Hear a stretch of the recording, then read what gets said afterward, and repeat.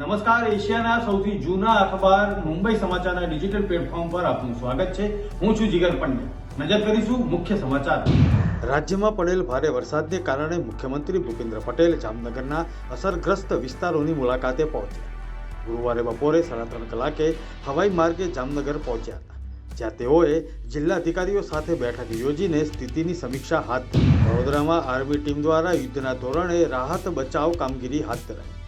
શહેર વિસ્તારમાં 47 જેટલા લોકોને સલામત સ્થળે ખસેડાયા। 2000થી વધુ પૂર પ્રભાવિત લોકોને આવશ્યક ચીજવસ્તુઓનું વિતરણ કરાયું। આજે વડોદરામાંથી વધુ 75 લોકોનું રેસ્ક્યુ કરીને તમામને સલામત સ્થળે ખસેડાયા। અકોટા વિસ્તારમાંથી 20 પુરુષો, 14 મહિલાઓ અને 5 બાળકો સહિત કુલ 39 લોકોનું રેસ્ક્યુ કરાયું।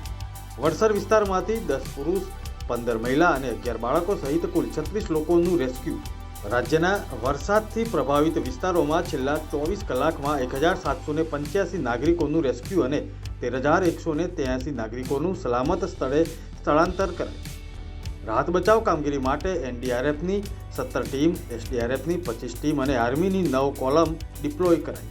રાજ્યમાં ભારે વરસાદથી પ્રભાવિત વિસ્તારોના નાગરિકોની સ્વાસ્થ્ય સંભાળ માટે આરોગ્ય વિભાગ, આરોગ્ય મંત્રી ઋષિકેશ પટેલના નેતૃત્વમાં ભારે વરસાદથી પ્રભાવિત વડોદરા, મોરબી અને પોરબંદર જિલ્લામાં કુલ 35 મેડિકલ ટીમ 5 દિવસ માટે મોકલાઈ। ગુજરાત અને આસપાસના વિસ્તારોમાં છેલ્લા કેટલાક દિવસોથી ભારે વરસાદ પડી રહ્યો છે। હવામાન વિભાગે ગુરુવારે જણાવ્યું છે કે સૌરાષ્ટ્ર અને કચ્છ પરનું ડીપ પ્રેશર એરિયા 30 ઓગસ્ટે પૂર્વી અરબી સમુદ્રમાં ચક્રવાતી વાવાઝોડામાં ફેરવાઈ શકે છે। દક્ષિણ ગુજરાત તથા સૌરાષ્ટ્ર અને કચ્છમાં 45થી 55 કિલોમીટરની પ્રતિ કલાકની ઝડપે ફૂંકાનાર પવન વધુ તેજ બનતા 65 કિલોમીટરની પ્રતિ કલાકની ઝડપે ફૂંકાવાના અણસાર છે। મહારાષ્ટ્રમાં રાજકીય પારો ઉંચકાયેલો જોવા મળી રહ્યો છે અને તેનું કારણ છે શિવાજી મહારાજની પ્રતિમા। શિવાજીની પ્રતિમા ધરાશાયી થયા બાદ રાજ્યમાં રાજકીય રોટલા શેકવાનું કામ શરૂ થઈ ગયું છે। એનસીપી આ મુદ્દે ગુરુવારના રોજ વિરોધ પ્રદર્શન કર્યું।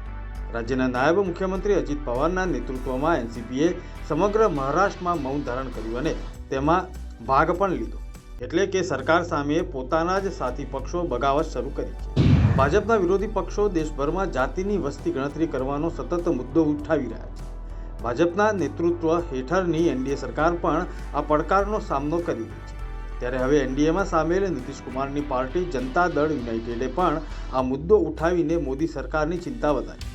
બોલિવૂડ અભિનેત્રી અને ભાજપના સાંસદ કંગના રનૌત ખેડૂતો પર પોતાના નિવેદનને લઈને વિપક્ષ દ્વારા પ્રહારો કરી રહ્યા છે, ત્યારે કંગના જાતિગત વસ્તી ગણતરી પરના પોતાના નિવેદનને લઈને વિવાદમાં આવી છે। જેપી નડ્ડાએ કંગનાને કહ્યું કે જો તમારે વાત કરવી હોય તો તમારા સંસદ ક્ષેત્ર વિશે વાત કરવી જોઈએ, ત્યાંની સમસ્યા વિશે વાત કરવી જોઈએ। કોલકાતામાં ટીએમસીના વિદ્યાર્થી સંગઠનના સ્થાપના દિનના કાર્યક્રમને સંબોધતા મમતાએ આરોપ લગાવ્યો કે ભાજપ પશ્ચિમ બંગાળને સળગાવવા માંગે છે।